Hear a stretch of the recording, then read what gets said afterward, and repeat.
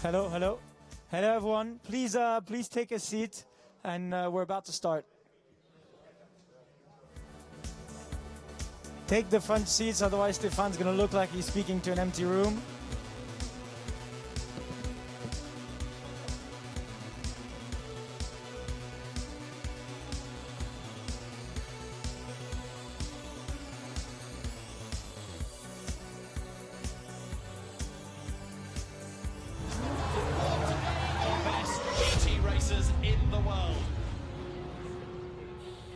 Don't want to dwell on 2020 for what it is, but being forced to sit out of a race car for the longest time since I was 8 years old makes you realise why you do it. I didn't know if I was going to have a drive.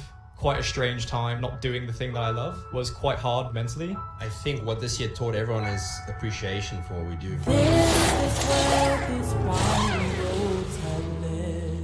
I think this is a race that can change the season, but there is some pressure. They really want a result. They don't accept second place. It's a very important race for Ferrari and for us. The total 24 Hours of Spa is definitely a dream for a GT racer. You want to win this race because that's one of the big ones. When you look at the grid and you see over 50 cars going down the Rouge, it's a special feeling because you are part of history.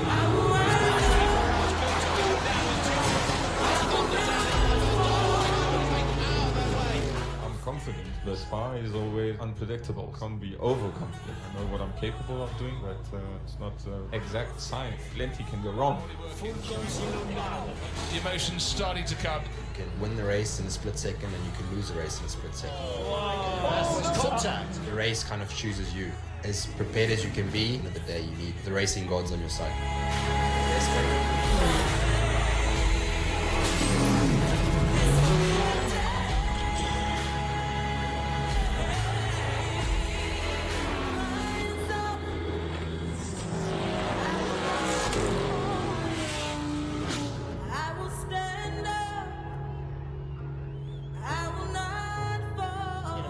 This caliber that's this closely packed on this circuit, then anything is possible. You think this isn't competitive? There are few more competitive racing championships on the planet.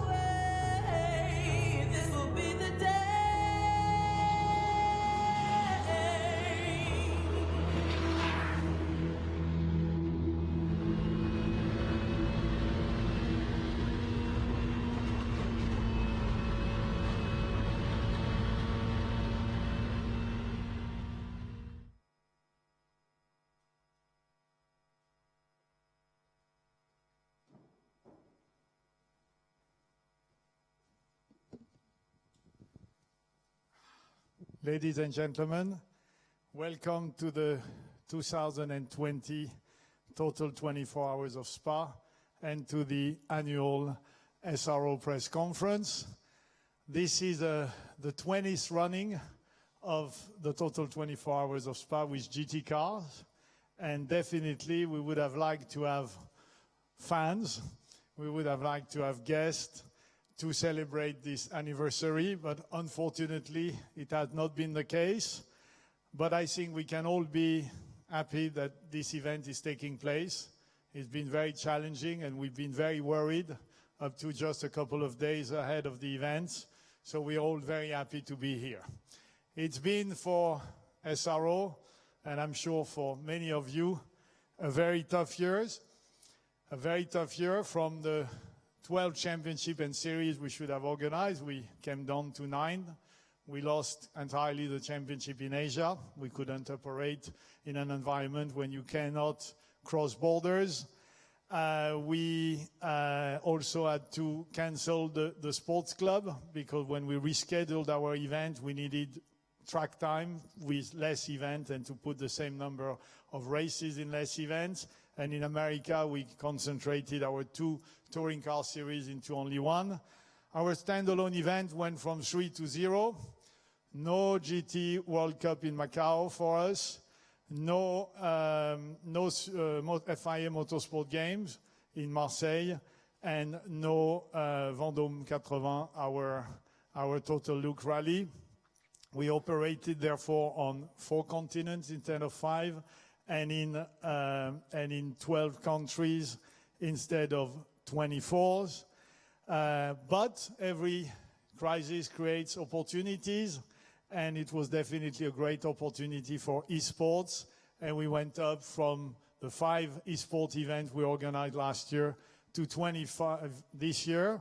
The grid also suffered, obviously, of all this trouble, and our average grid around the various championship and series we organized for GT3 went down from 25 to 17, and in GT4 from 29 to 19, and TC in America resisted quite well from 40 to 32. One thing that we haven't lost, and that was very important for this season, is all our partners, and I really want to thank all our partners for their support this year. None of them has cancelled the contract, and that was very, very important, and that allows us as a group SRO, despite this difficult year, to remain profitable and to look forward and to develop projects. And a big part of what we will announce today are our development projects, thanks to our partner. And I will call on stage the first of our partner today, Total, title sponsor of this event, with Bernadette Spinois. Bernadette.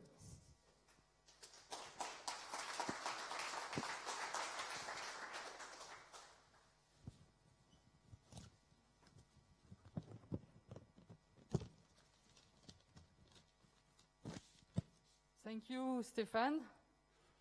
Good afternoon and welcome to this, I guess, 72nd edition of the 24 Hours of Spa, not of the partnership, of course. And I'm representing Total Belgium Marketing and Services. I'm very happy to be here with you in this very special edition of the Total 24 Hours. This race, you know, is the biggest GT race in the world, and it is on what the competitors like to call the most beautiful circuit in the world. So, like the 24 Hours, as Total, we are the leader in our activities here in Belgium, and we intend to remain so while transforming ourselves as well to support the energy transition for all our customers.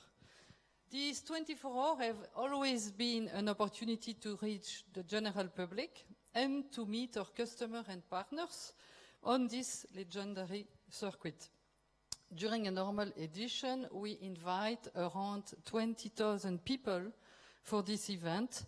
The COVID unfortunately prevents us from doing this year, and we had to reinvent ourselves in a very different context, while maintaining our partnership, as we said, being the title sponsor of the 24 Hours of Spa since 2007. The effort of SRO and Total ensure that this race will be broadcast live, completely free of charge, to allow as many people as possible to profit from this experience. A digital race with a larger audience, and we also have to say that for the 5,000 customers of Total who have won a ticket to participate to the race this year, we are going to welcome them soon, next year, as soon as, of course, all being well, we can again have a more classical edition. Motor racing is one of the test beds for progressing in technology and developing our product. And this is why in 2019, we signed to renew the partnership with SRO for 3 years as exclusive fuel supplier for all the SRO Motorship Championship and as title sponsor of here in Francorchamps. Total is the exclusive supplier for SRO Worldwide Championship, and this role allows us to continuously develop our product. Our competition fuel is a very clever mix, a special recipe for withstanding the enormous demand for racing. You have to take into account, of course, the energy content, the combustion speed, the power, and optimize the consumption. This has been proven that the Fuel Core 50 from Total, utilized by all competitors in the race of the Total 24 Hours, bring significant gain and power while preserving the reliability of the motor. As far as the lubricants are concerned, we do not have the exclusivity in this area, but we are proud to see that many racing teams that uses the Total Quartz lubricant often prevail at the end of the 24 hours. Once again, the constraints on the mechanics during the race are enormous. A good lubricant will protect the engine by reducing the friction and limiting the clogging, which has the effect of both improving the performance and of course, reducing the fuel consumption. On this point as well, competition allows us to develop new technologies that we are found then in our product. When we talk about our value, performance, safety, and also quality, it goes beyond our product. It is also in the service that we offer to our client. And of course, solidarity goes without saying in the motorsport, because especially in endurance racing, it's above all a team effort. And let's not forget the pioneering spirit, because competition has often pushed the boundaries of what we thought is possible. Now, we have to see, of course, that the world of mobility is going through great changes and that the transition is underway. Historically, competitors have sought maximum efficiency, and making better use of the allocated energy is one of the keys for winning. So loving motorsport does not contradict respect for the environment. Moreover, the CO2 produced by the race this year will be offset by participation in 2 forest preservation projects. So in the future, it's obvious that the sport will continue to play a role of pioneer, regardless of what type of energy is used. And Total will be there to push the boundaries and offer the result of its research to its customer. The Total Group has the ambition to become a responsible multi-energy major. Our climate ambition is to be carbon neutral by 2050, together and in large, of course, with the society at large. This implies that we are going to invest also, and we will continue to invest in renewable energy, in energy efficiency, and in electric mobility, in particular for light masses vehicle. The jingle that we have chosen for this race reflects this objective, which is to operate as much as 150,000 electric charging points through Europe by 2025.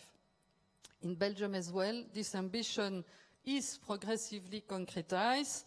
For example, in my sector, the mobility and new energy team is already operating several hundred of electric charging stations, whether on the public road in Brussels, or also a test is underway in Bruges, but also in enterprise, and half of the enterprise are dealer garages. Without, of course, forgetting the ultra-fast terminal that we are putting in our filling station. All these charging points are supplied with green and Belgian electricity by your Lampiris colleague. Lampiris also provide green energy and charging point for your home. So we can also mention that we are pioneers by inaugurating the first compressed bio-natural gas station in the country, in Brussels, and in Wallonia as well. And we are deploying this solution within our network. So what is important to summarize? We believe in a responsible future where a mix of energy products will provide the best solution to cope with the different needs and users. This is also why we currently promote the bioliquid fuel in all our filling stations. Our filling station will remain places where mobility and services will go together. Innovation will help us to combine mobility and experience. Pleasure. Pleasure, this allows me to come back to this race that is being prepared here in Spa. Attending the Total 24 Hours of Spa is a pleasure, a mixture of passion and emotion. And even in this exceptional year, with the distance, I am convinced that these 2 ingredients will be there for all the fans and for the participants who will, I'm sure, respect very strictly the protocol put in place. So my last word, take care and may the best team win.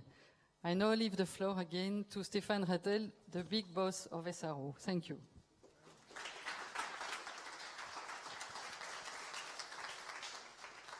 Thank you, Bernadette. Thank you. So now we're going to review the various categories that we organize at SRO, give you news of evolution and calendars. We will go through TC. TC, I had a call from the 24 Hours of Nürburgring from a journalist telling me, we hear SRO is going to develop a new global TC to go against TCR and Marcello Lotti. I immediately answered, it is not the case. We are most and foremost GT promoters, but when we acquired the, by then, Pirelli World Challenge in America, came in the basket a touring car category that I have to admit at the beginning I was not looking at very closely. But Laurent Glaudin, with the manager of the Total 24 Hours of Spa, with the manager of also the French GT Championship, after telling us for 20 years that he couldn't fly, suddenly decided to fly. So he flown to America, and when he arrived in Watkins Glen, he saw this touring car and said, wow, they're great. And I think we should have them in France to have a championship with the same category. So be it. He went to speak to the French Federation. They loved the idea because, you know, in France, the French Super Touring Championship was once upon a time the most important championship in France. And so there was great interest. So he got it. We made a presentation at Nogaro. And I think now we have a number of teams which are interested. And we will have this French championship for touring car using our American regulation, because you have to know that the world, initially the world challenge was not, sometimes the Americans think they are the world, but this time it was a championship for cars from the world. So there was especially European and Asian cars, and the world challenge was initially a touring car championship. So in America, I won't go through the calendar every time for all the US championship, but before we had many events because sometimes GT4 was going to, let's say, St. Petersburg. Sometime it was going to Long Beach. Sometime touring car would go to Lime Rock and so on. We decided this was all very costly, and we decided to concentrate on 7 events. So we will start with Sonoma in March. Then we go to Kota. Early May, we go to CTMP, which is Canada, Motorsport. At the end of May, then we go Virginia International Speedway in June, Road America at the end of August, Watkins Glen by the middle of September, and we're very proud to go back to Indianapolis, which has been a successful event and in which we are very, very proud and excited to develop this partnership with Indianapolis Motor Speedway by the middle of October. In America also, we are reworking the category because we have great interest in a new BMW M2 car. So instead of running simply TCR, we're creating a new class which is called TCX. And TCX is going to be a mix of, it's a bit technical, but a mix of the TCR DSG cars with this new BMW M2. And I'm sure we will have very good competition next to our traditional TC class and to our traditional TCA class in America. And in France also, that will be the calendar for touring, but also for GT. We start in Nogaro beginning of April, then we go to Manicourt in May. We go to Albi, small circuit, but in a city. I think even this year where we couldn't have much public, we had a lot of interest, and I think the teams liked it, so we decided to go back. Then we'll come to Spa. You need to have Spa on as many calendars as possible. I think one day I would love to have a Spa on the American calendar. Then we go to Le Denon in August, and we go to Paul Ricard in October. I think it's a very well balanced calendar for France. And in France, we're not going to have this TCX class. We only go for TC and TCA. Now we go to GT4. GT4 has been a bit of a difficult year. You can see it on the average of entries. It resisted very well in America. It's difficult to understand the market because in America, GT3 suffered a lot with COVID, while GT4 resisted well. And in Europe, it's a bit the other way around. So you have here a number of the SRO license series. The most successful, I have to say, was America, with 36 cars in average between the Sprintex and Sprint Championship, because we have 2 series in the US with GT4. Then France did very well, 36 to, we lost only 3 cars compared to what was registered at the beginning of the year.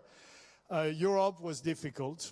Why? Difficult to say. Maybe because now that we have national championship for GT4, most of the team preferred to stay home. And the GT4 European, we had Russian drivers, Turkish drivers, American drivers, many people from many places in the world that could not or were not really keen on traveling. Then IMSA also, it's a very good license we have. They have a good field of GT3. The ADAC GT Master also suffered a bit, but still okay. British, don't know why, it's national. We would have seen that they would have all stay home, but we lost almost half the grid. And then Nürburgring, another smaller field in championship, which are not only GT4 championships. So it's really one of our priorities to reboost the GT4 European, and we gave it the best possible calendar we could for next year, with Monza, Paul Ricard, Zandvoort, Spa, Nürburgring, and Barcelona. You can't do any better than this in Europe, and I trust Nina to work very hard to get a big grid again, and we have interest, and we have teams that have mentioned they are interested of coming next year. So we hope to go back to what it should be, which is around the 30-car mark for a good GT4 championship. In France, I'm not going to go through the calendar again, but it's a real success. I mean, the French championship is doing very, very well. It is, in fact, at the moment, the biggest GT4 championship in Europe. GT4 America, also very good. There we have finally, initially, World Challenge was all about sprint racing. When I came with my idea, when I became first a shareholder in the company, I became this idea of having 2 drivers in the car, which seems very strange to our American friends. The teams understood it from a business point, that it was easier to have a budget when you have 2 people contribute, 2 drivers contributing than only 1. And then throughout, I said, okay, I don't want to kill anything. I want to keep both championships, and we will see how it evolves. And over time, common sense prevailed, especially in a difficult economic environment. Sprintex became the most important. So now we won't have a sprint championship in GT4. We will have something else that I will present you later. So it will all be about the same exact format as in Europe, with the 2 drivers, 1 hour race format. GT3, we had a good year. I have to say, with the exception of America, it resisted quite well. In the Intercontinental GT Challenge, yes, we lost some teams, but we were supposed to have an average of 28 cars entered in the challenge. We had 22. In endurance, counting Spa, we had, in fact, the biggest entry we ever had pre-COVID. We had 54 full season entry. If you add the race by race and the additional car we had at Spa, we had 80 requests for the 24 hours of Spa. So I have very little doubt we would not have matched the 72 entries we had last year. Sprint also, record, we had 34 entries. In Asia also was our best race, best year, 26. It went, of course, to 0 because we didn't have a championship. And in America, it was very hard. From the 17 cars we had at the first race, we fell to 8 in average, which was very, very hard. And in the British also, we lost a number of cars. We would have lost more, but a number of European competitors decided to stay home in the UK, which saved the grid in some way. The Intercontinental GT Challenge is not over. We have this amazing race here, and we also have maintained and confirmed firmly the Kyalami 9 hours. If you want to get out of the COVID gloom in Europe, in South Africa, it is exactly as it was in Europe in May, June. Things are okay. They are now down to what they call level 1. We have government support and full authorization to travel to South Africa. The event even can have public, I think up to 15,000 spectators. So, as I said, if you want to see the sun, if you want to see an environment which looks for the time being more easygoing, I will very advise that you don't miss what has been last year an amazing event. Don't forget, it is the only international motorsport on circuit in the whole of the African continent, something not to be missed. For next year, unfortunately, we can't travel to Australia.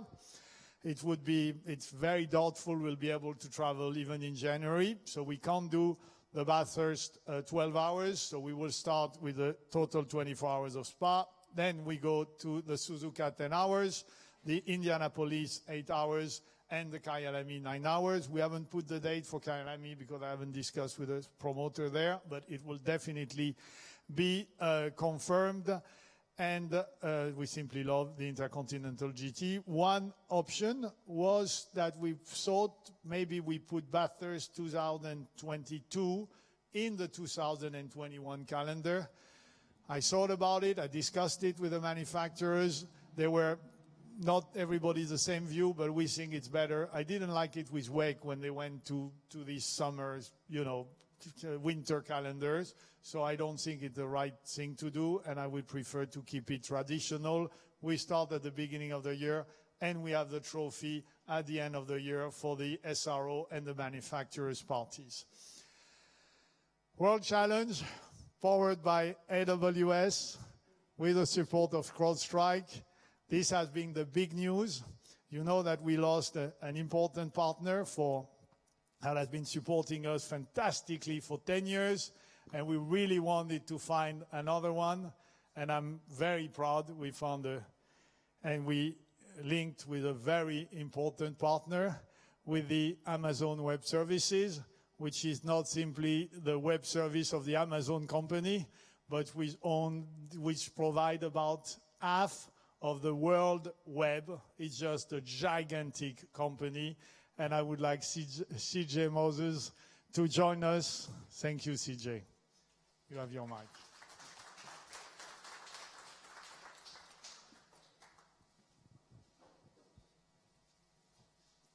Thank you, Stephane. It's a pleasure to be here, and I'm glad that you've all chosen to join us.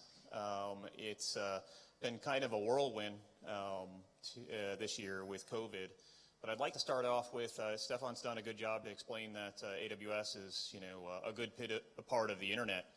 But, aside from the smiley face, many people are like, well, what is this web services thing you speak of? If you've ever heard of the cloud, we're the cloud for the most part. There are other providers, but we're the biggest by a factor of about 10x. A lot of the back end of those businesses that you use on the internet, you may have heard of Netflix, run completely on the AWS cloud. They don't own their own data centers at all. They run completely on top of our platform. So when you're thinking about that, you can think of, we have 25 regions around the world, serving 190 countries. So essentially, if you're in need of having global scale or the ability to process and store data, that is what AWS does on your behalf. And the nice part of our business is that you pay by the hour, you pay by usage. So we're continually having to relearn or earn your business. So that's kind of the AWS model. Getting more closely to motorsports, one of the things that we've enjoyed with the partnership with SRO is the ability to showcase our capabilities, the innovation that is there using our platform in a new environment and for spectators to see globally.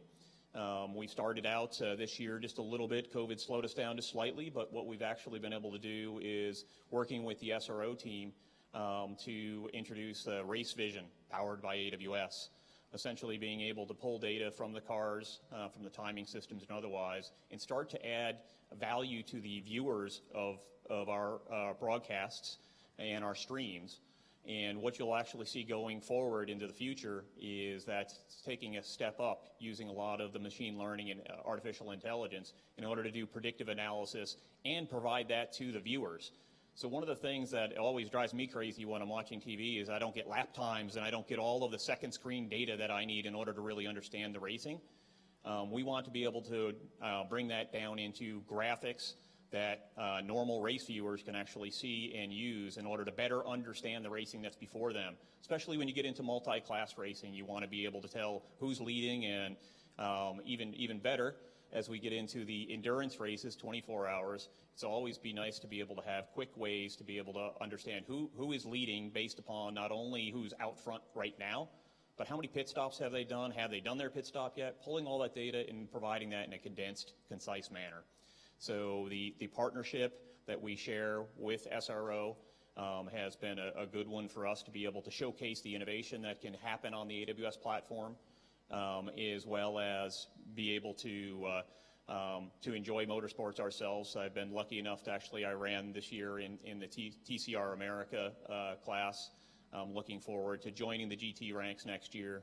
But I'd have to say that all of this wouldn't have happened. AWS would have never been introduced to the SRO and to SRO Global if it hadn't been for a partnership that AWS has with Crowdstrike. We have a great partnership with Crowdstrike, and we've essentially, one of the things that runs on AWS or runs in the AWS cloud is Crowdstrike itself. But we also, AWS has the privilege of running Crowdstrike software in order to be able to help secure our customers. This allows us a great 360-degree partnership, and along with that, we like to have executive events at the hospitalities for the various courses that we go out and do. And all of this wouldn't have been possible but for George Kurtz. I'd like to invite up here to say a few words as well from Crowdstrike, and thank him for introducing AWS to the SRO family and allowing us to meet Stephane and join the family. So, George.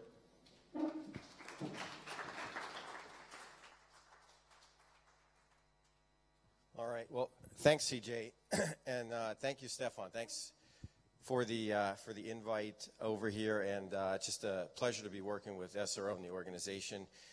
We started working with them a couple years ago as part of what we call our CXO event. So I started and founded a company called Crowdstrike, which is cybersecurity. I'll talk a little bit about that in a minute. But part of the overall goal was to invite like-minded people to our events. And from a technology perspective, there's a lot of similarities to what happens in the car, the speed, the precision, the things that we need to do in delivering our technology to protect against the bad guys.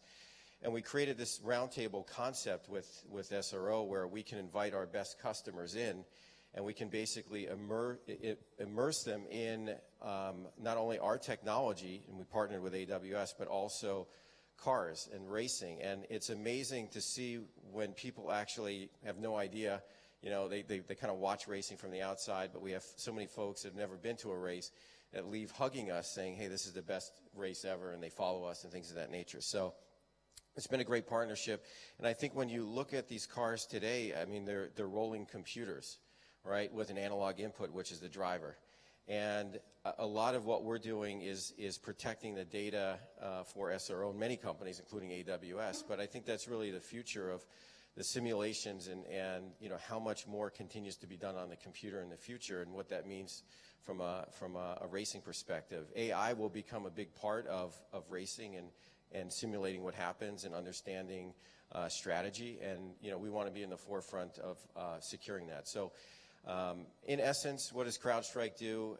We stop breaches. We're sort of the Salesforce of security. We deliver endpoint security protection. So if you're frustrated when you turn on your computer with McAfee or Symantec or Kaspersky or something like that, and it takes forever to load up and things of that nature, we have a much, much better version of that, and we do a lot more. But we use artificial intelligence and machine learning to actually predict whether something's good or bad. And we protect some of the largest companies on the globe, including AWS. Many of the largest banks, I think almost over half the Fortune 100 companies in the world use us, and we go all the way down to very small businesses. So it's been a great partnership. It's been fantastic for me to come out here to be able to run this race, and we'll look forward to the future. And I know this was a tough year with COVID, but I'm glad everything was able to come together. I'm glad we're able to keep this race together. And I do think that when you look at technology, will continue to be a big part of racing. And even from a sponsorship perspective, one of the areas that we got into is we protect the Mercedes Formula One team. We're actually the cybersecurity provider for Mercedes F1. And again, lots of data in that area. And I think from a sponsorship perspective, more technology companies need to be involved with racing because of the combination of speed, accuracy, and just the technology that's infused in all these cars. So thank you again for the partnership, and I look forward to another great year. Thank you, George. Needless to say that all the data we compute all the time out of that are used for our BOP service will be more and more stored and analyzed, and artificial intelligence to provide you. Of course, we will still need Claude because the human factor, the analog input is still necessary at some point, but more data and more EA we will have, the better it will be. So, America, we're pushing. We know it's been difficult this year, but we're not giving up. We have a modest objective, but an absolute objective. And Greg Gill, President and CEO of SRO America, remind me many times that he will have 15 cars to 16 cars on the grid. So that's the objective, and I am confident we will get it. In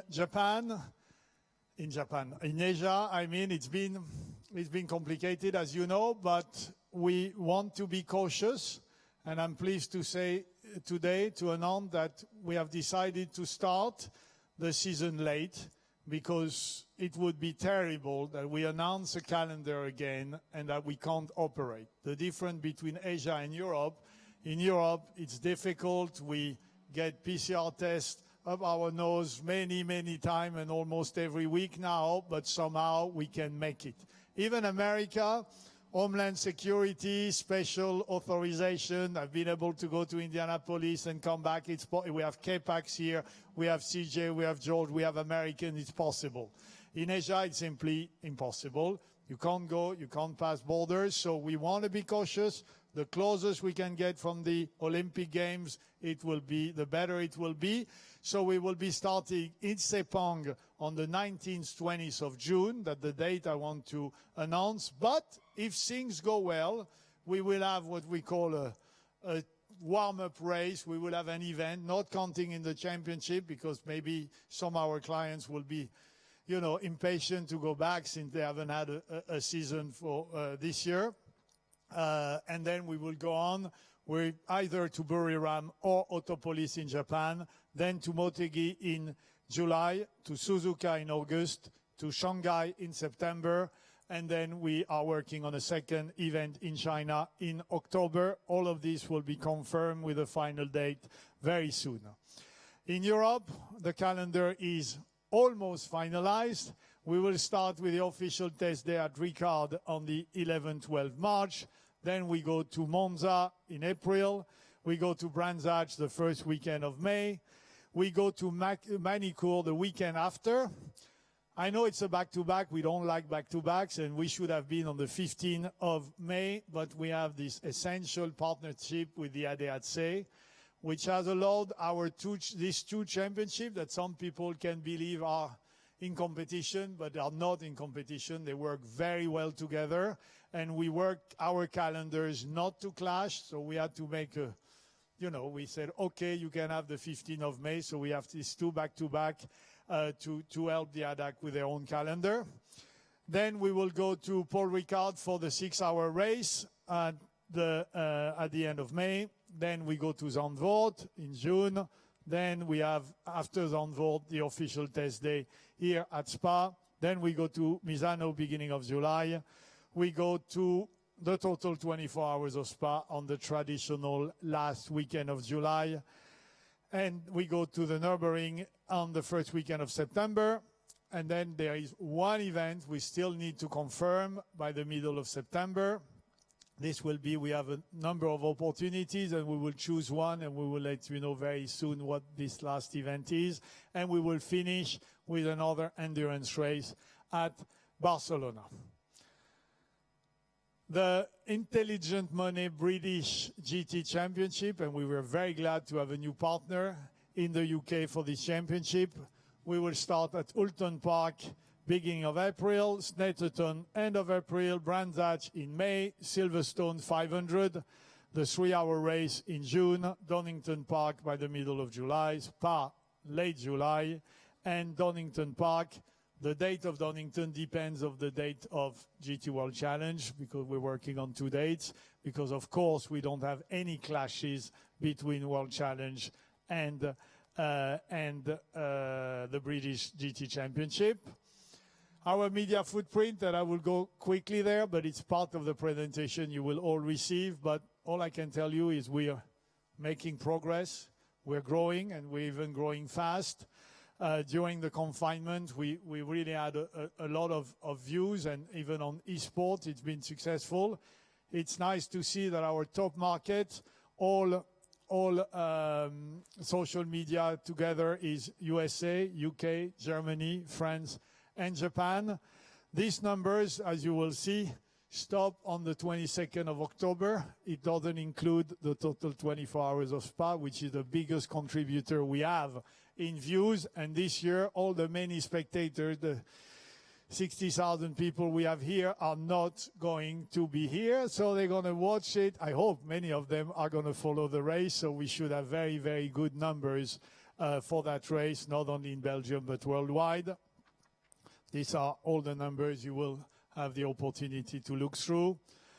What is interesting to see is simply the growth on our first event of the year on year, and you can see from last year the growth we have, especially on the endurance event, on Imola, on Nürburgring. It's really a very significant growth from year on year of our, this is for the digital viewership. Some people say people watch TV less and less and watch on the broadband more and more. So that seems to be, I don't know about TV, but the broadband definitely grows. And TV also remains important for SRO, and we're very pleased we had one new really good broadcaster this year, which is Sky Sport in the UK.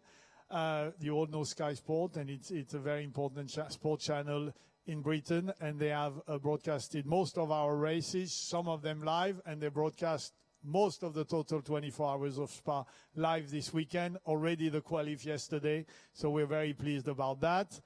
These are also other media stats that you will be interested to study.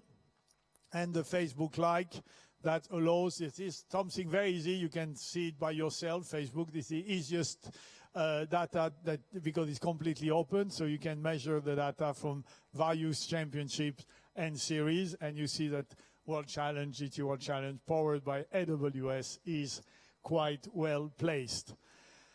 Our development program, I'm like a bicycle. If I stop, I fall. So I always pedal, and I always have to have the next project. It's true that nowadays it's not easy with the environment, but we're still pushing full on. And our first development project is, of course, the Fia Motorsport Games, a very, very great event. When I came to speak about it last year, it was before the event itself. It was in Rome. It was just fabulous. When you think we did the opening ceremony in Circo Massimo with a crowd ridge, horses, it was just absolutely, with Tom Christiansen bringing the cup, was just amazing. I think this has an absolute huge potential. Our Olympics of motorsport, we made it and we're going to grow from it. It started with this idea of a Nations Cup. We had one category and we were in Bahrain with only GT. Last year in Rome, we had 6 categories: GT, touring car, F4, drift, digital motorsport, and karting slalom. And next year, it was supposed to be this year, but it will be next year. But anyway, the idea was to have the motorsport game every 2 years, so we just anticipated by 1 year. And next year, we should have 16 to 18 different categories, from drivers from all over the world. This year we had, last year, I mean, we had Team Russia won ahead of Italy and Australia. We had competitors from 49 different nationalities. and really the team spirit, the national spirit, the flag, the clothes with their name in. I mean, it was just amazing, and I'm sure this is going to become very important. Next year we will have 2 GT categories, 1 TC, F4, drift, digital, karting slalom, karting with the sprint and endurance format, rally with Rally 2 and Rally 4, historic regularity, cross car for junior and senior, and auto slalom. And we're working on other category, and I'm still discussing with the ACO, and I really hope we need endurance. We can't not have an endurance in the motorsport game, and I'm confident that we will have an LMP3 race with the motorsport game next year.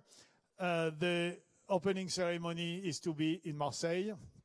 And of course, the racing is at the Paul Ricard, and the rally is in the Saint-Baume environment, which is just a beautiful, beautiful place to have rally stages. So I really recommend that you come next year. If you can't compete, so we will have 2 GT race. It's important. We will have the traditional, the one we had, it's called GT, which is strictly Pro-Am, bronze and silver. And then we thought, you know, we need a real pro element in the motorsport game, because many pro drivers said, we want to come, when should we race? So we will have also called the GT Sprint without driver categorization. So the pros can come and can try to go for a gold medal for their country. So the idea is that the same team could run eventually with the same car to do both. So the Pro-Am race will go from the essentially Friday, Saturday, and the Sunday will be the final race. It will be the sprint race after the first GT race. Other development is during the confinement, I really thought I had time, because normally I never have time. It's been almost 30 years and I'm head down running to the next race. I didn't, for 30 years, I always had the next plane tickets booked. The first time that I didn't have the next plane ticket, so I had a bit of time to think, and I said, okay, what should we do for the future? We should somehow, we became very professional. And if you look at this event here, I mean, it's just, I don't know if you have the same enthusiasm as I have, but the level of competition, the number of manufacturers that can win this race, the number of pro cars, and the number of cars that can win this race is just amazing. I think we have, honestly, 12 to 15 cars that can win. Tell me where in motorsport you have that. Nowhere. I think it's probably one of the most competitive category, and the total 24 hours of Spa is certainly one of the most competitive race in the world. All that is fantastic, and we're very proud about it, but I'm the guy who started the Gentleman Driver Trophy. And really, our roots are gentleman drivers, and I never want to forget that. And I said there are many series, I should go back, SRO should go back into gentleman driver racing, and we need to create something really for these drivers. And then esports, that was brought to us, and I really have to thank Anthony for that I've been solely managing it from the start. At the beginning, I was like, the kids and their video games, and we will see that. But it became seriously important. Then, of course, with the economic difficulty, we had to discuss and think about cost efficiency.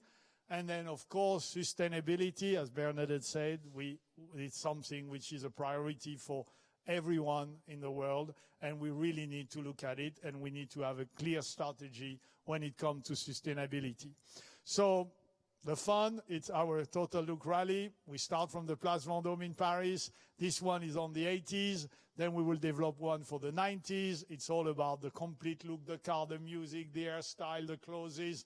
And it's really a lot of fun. And we don't do it only for fun. We do it to have a team that is used of organizing rally. And we have the GTX about that. We will talk about it a bit later. Then we have this platform for GT cars and for the amateur drivers.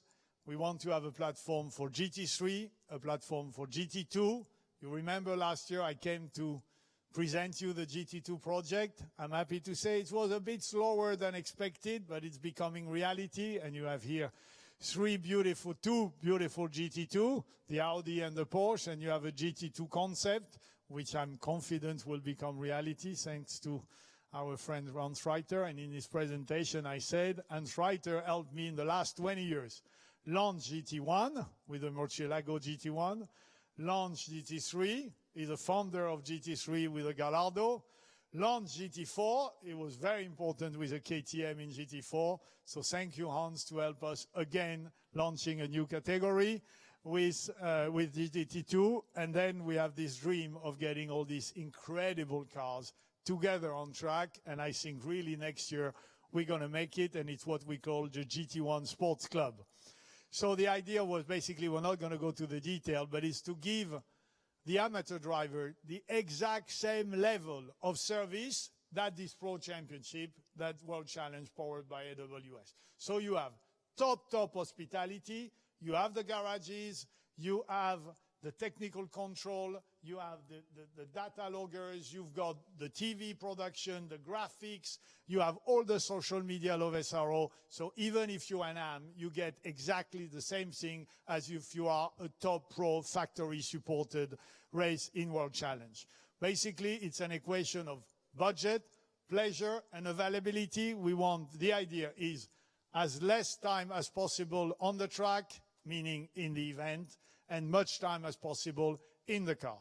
In order to do that, we will start with a great event at Monza, which is a celebration. Next year, we're going to celebrate 15 years of GT3 racing.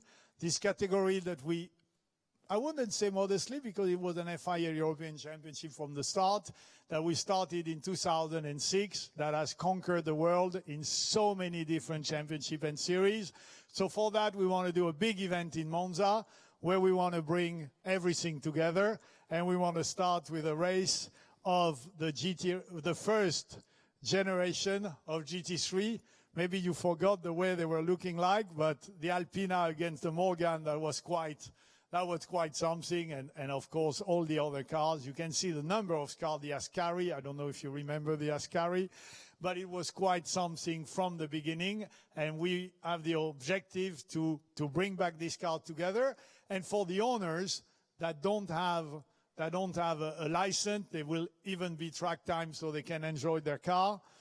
Generation 2, also a separate race. I hope we will have enough cars, and because it's an invitation from SRO, no entry fees.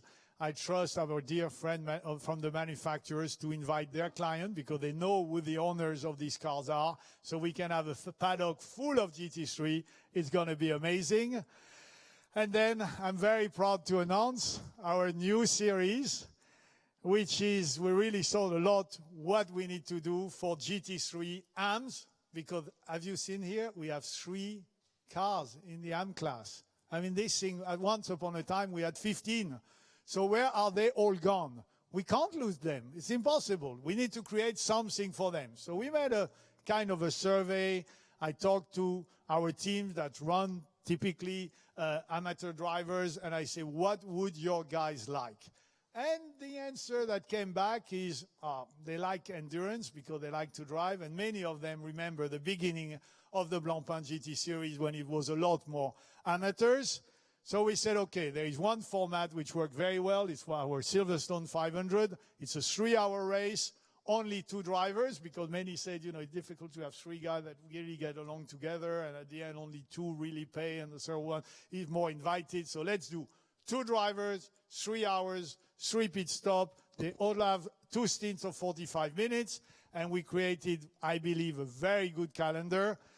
One, we start at Monza with this anniversary meeting. Then we go to Hockenheim. We go to the Silverstone 500 in the UK. The race is already there, and we can mix with it. And then we finish in Paul Ricard. And you will see that there is room between June and October. And I hope many of these cars will join the total 24 hours of Spa, because we really want to have an AM class again here in this championship. And I'd like to introduce you for that, Kalim Vuadra, who is the CEO of Rebellion, who is a new partner to SRO this year.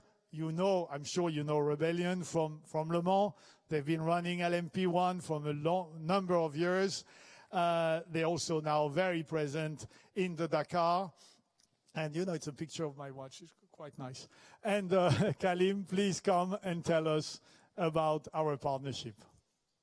You have the live mic.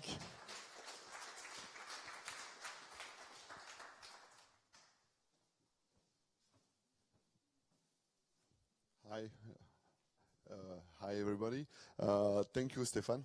And yeah, it's a little bit weird for me to be there, representing my brand for timepieces, because probably you know better the racing team than finally our brand. And yes, I used to be there more like a team manager and managing my driver, the cars, and competing in the endurance. And yeah, it's true that we decided this year to finish, and probably you know the competition with Rebellion Racing in endurance. And I would say to close the door or to close the book of these 13 years of competition in endurance.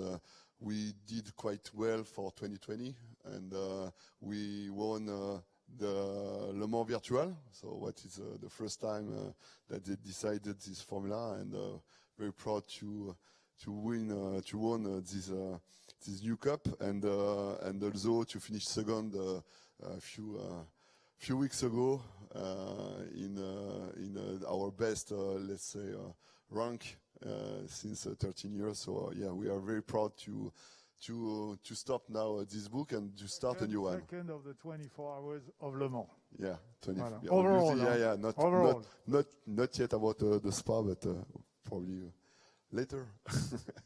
Yeah, and we close this book to open a new one with the Dakar, when we are going to compete. And this is the story for racing. But I'm not here to talk about racing, but more talking about our brand.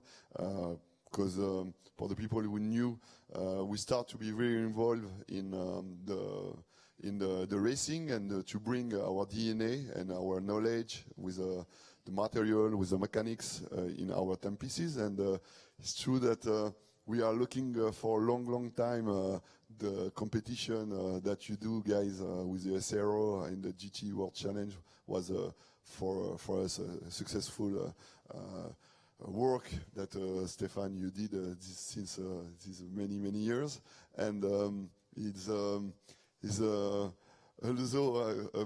a good partnership that you did since 10 years with the others timekeeper that I don't want to do the name, but you know who he is. But I would say that the only thing that make me proud today is you wearing your watch, and this is the first time that finally a timekeeper create limited series for the GT World Challenge. And you have the two models here on the showcase. Is the first one is the 21 on your left, and this is a GMT. It's a homemade. The movement is done by Rebellion, and the price is quite good, because it's 5,000. It's our enterprise, so it's quite okay. And you have also the chronograph with the race. The cost is approximately 10K, and obviously we prepare, and we are going to do lots of crazy watches for the future. And I would say that I'm very proud to at first have the opportunity to do this partnership with you, and to start the Rebellion GT with us, and to help you to promote the amateur. Amateur is super important in the competition. For me, it's more important. Like we was for a long time a privateer, so we knew that professional is one thing, but like you say, guys, today the competition need definitely to have more people involved and more passion, and people who really want to enjoy and to race. And so for the next year, we are going to collaborate, and sorry to say that you're going to have probably some surprise, because we are very knowing to be a rebel, and the rebel is not following the rules, to bring energy. Our young brand going to be a little bit stuff for you, but I'm very happy to bring our energy in your championship, and thank you again for this partnership. Thank you. Thank you, Kalim. So this next to the GT Rebellion series, I have to say I like this GT Rebellion. It's quite cool. Next to the GT Rebellion series, we will have the GT2 European Series, mostly the same events. So Monza, Hockenheim, Silverstone 500 and Spa. And while GT Rebellion is only about bronze driver, there we will have a Pro-Am class, not two-level Pro-Am, Pro-Am with bronze and silver, like in the Motorsport Games. And we will have two races, basically, of 50 minutes. Drivers can be alone, or they can be two, maximum flexibility. And I'm really confident that this time it's going to take off, and that GT2 will be the success it deserves to be, because these cars are spectacular, they are fast, and they are cost effective. We are happy that now we have 4 cars homologated. We will have soon 4 cars homologated, because we're also working with Lamborghini to have the Huracan Super Trofeo with slight modification being homologated in GT2. Next is our Gt1 Sport Club. What is the Gt1 Sport Club? It's basically track days for super cars. As I said, the GT1 stopped in 2011. That could be the new GT1. It's not racing, but it's track days, 2 track days following our events on the Monday and Tuesday. And I've been starting conversation with a number of manufacturers which are interested to bring these clients in a platform like this. They can watch the race on Sunday and enjoy their cars on the Monday, Tuesday following the events. In America, I told you we will stop the GT4 Sprint, and we will have a sprint series that we call simply GT America, 1 driver, and you can come with a GT3, you can come with a GT2, you can come with a GT4, and you enjoy short sprint racing. Esport, Anthony could tell you more about it. I'm not an expert, but basically we had very good return in terms of viewership. It was almost frustrating to see that the esport during confinement were getting about the same viewing figures as our real racing. It's been really successful. The fact that we had a couple of Formula One drivers and champion, coming has also helped the coverage of it. For next year, we will have 3 series that are really for gamers, for digital racers. 1 in Europe, 1 in America, and 1 in Asia. It's 3 continental series, and with, at the end of the year, a grand finals with the winners of the different continental series. And also we're working at an integration between real racing and esports. We're working on partnership that could allow us to have on-site events, and where a real driver of each pro team will need to be part of it. And it will not be mandatory for Pro-Am team, but they will be welcome as well. I'm sure silver teams also will be happy to join. And that could give points to the team, not the driver championship, but to the team championship. And we would have for that a quite large financial pool, because we really believe in the future of esport, as could become in the future a major source of revenue for what we're doing. GT racing, as you know, is very popular online, is very popular in that world. And I think we can have access. We're expensive. The number of people that can race is limited, but the number of people that can digitally race is absolutely huge. And bringing both worlds together, why did I keep my mic? Both worlds together is a real opportunity, and we're going to work on it. And of course, we will discuss with the teams about it. Cost efficiency, That's something else we really have to look at. It's always a battle in the world of motorsport. Formula One did quite well, reducing their cost.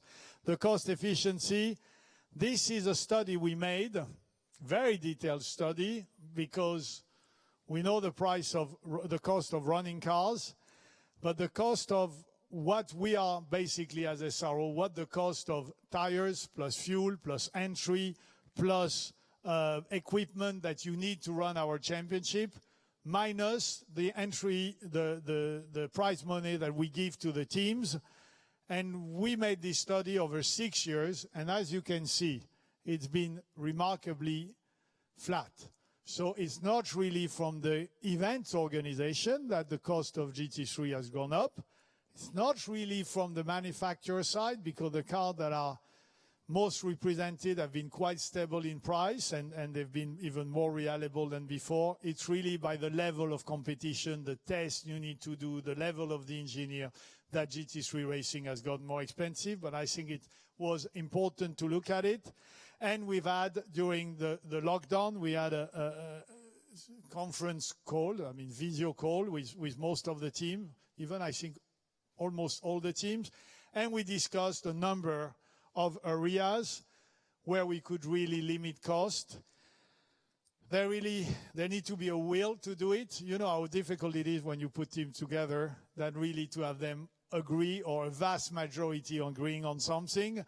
But that are all the points we will be, after the season, looking at carefully and see together how we can make our racing more affordable.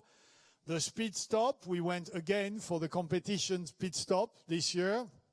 I already hear about refueling, development, and so maybe it's not the right way. We have to see what the cost will be, and we will discuss with the teams at the end of the year. But just to tell you that cost reduction is one of our priority going forward. Sustainability is a fourth one, and is absolutely crucial and at the center of what we want to do and project. We presented last year our GTX project, which is basically resurrecting the city-to-city competition. We worked on it all year. We found with NLX a technology partner to be able to charge these cars along the way electrically, because if you have electric car but you have diesel generators along the way, it's not really what we can call environmentally friendly. We also made a test. We have, thanks to Porsche, we went lent a Taycan, and we could do tests around the way. And we come now with a real project, which is absolutely feasible, that we will soon present to the manufacturers. We want to do a launch event next year over 3 days. The idea is to start from Geneva, to go through the great sceneries of the French Alps, through Italy, and to finish in Monte Carlo. It's an ambitious program, but it's really something we definitely need to do. We want to do it with GT, development, concept cars, someone could say the Taycan, and this new beautiful Audi electric cars are not EV vehicles. I might not GT, but they have a good GT look, because they are 4 doors, but they have a great GT look, so they are absolutely eligible. And we have identified a great number of models from large manufacturers and from smaller constructors that are available, and we hope to put a great grid together. Unfortunately, at the beginning, it's not going to be racing. It's going to be more of a show, and we hope, working eventually with the FIA or working on our own, to come with a technical regulation for this electric car. The most important is they have to be able to be on the road and to have plates, even if it's similar to rally plates, to be able to join. And in 2022, we definitely want to go from a Paris to Berlin, with Paris to Reims, en français, Reims to Nancy, Nancy to Strasbourg, Strasbourg to Stuttgart, and the idea is every evening all the cars are in the central square, most historic possible destination. With this type of cars, you can get support from the city government, and I'm really sure that then the manufacturer can activate, they can have their dealers coming, it can be really an activation along the way.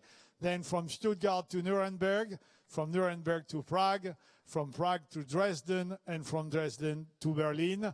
It's an ambitious program. Of course, we're discussing with a well-known German automobile club to help us on the German side of it. And it's really one of the priority projects at SRO. And next to that, we would not be credible if we would do the GTX without really looking at our carbon footprint and having a real and certain sustainability roadmap. And I'm pleased to say that we will be working with two companies, Futera, that's been working with Formula One, in really having a strategy to reduce our carbon footprint, not to offset it, but since you can't reduce everything, and I'm sure part of this roadmap will be working with Total on synthetic fuel, which is certainly something of the future. And for what we cannot reduce, we can only offset it, and with offset it, we will work with Permian Global, which are experts in the field of science, forest conservation, and asset management, and will help us offset what we cannot reduce. This is a firm commitment from SRO. We are starting, and despite the difficult year financially, we're already investing this year at the footprint assessment and decarbonization strategy. And from 2021, we will start the offsetting, and the objective is to be carbon neutral by 2023 as part of our policy and as part also of what we want to achieve with GTX. It's been a bit long, but there was many things to say. Thank you very much for your attention. And I'm sure that things are looking, I'm very pleased of the many conversations I've had with teams and manufacturers here at Spa. I didn't know. I thought maybe all our teams are going to think, well, times are tough and we don't know if we will be there next year. And I have to say their resistance, their enthusiasm, their will to continue. Many say it will come one more car, this and that. I think we're looking ahead for a fantastic year next year. Thank you very much.